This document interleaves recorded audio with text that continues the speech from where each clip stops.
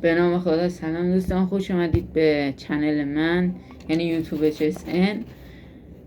دوستان، ما میخوایم تو این چنل با هم دیگه خیلی چیزایی رو یاد بگیریم و یکی از اون پایه‌های اصلی که میخوایم با هم دیگه یاد بگیریم فیزیک هستش، که ما میخوایم چیزای مختلف، پایه‌های مختلف فیزیک رو از مبتدی تا حرفه‌ای با هم دیگه یاد بگیریم.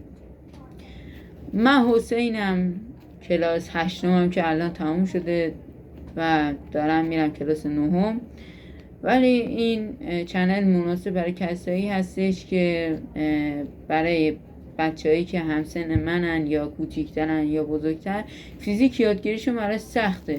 من به زبان ساده مفاهیم این فیزیک ها رو بهشون توضیح میدم، ولی از لحاظ ریاضیاتی هم باید برن خودشون یاد بگیرن.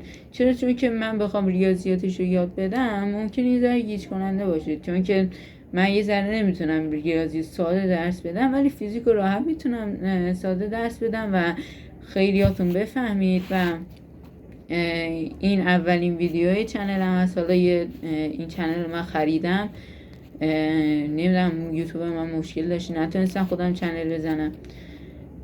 چند تا ویدیو یارو از قبل کپی کرده بود که ممکنه شاید اونا رو حذف کرده باشم، و اینم به عنوان یه ویدیو، به عنوان آشنایی شما با من هستش.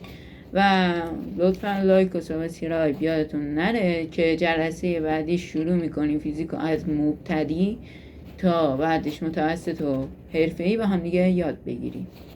ممنون از اینکه این ویدیو رو تماشا کردید. تا ویدیو دیگه بدرود.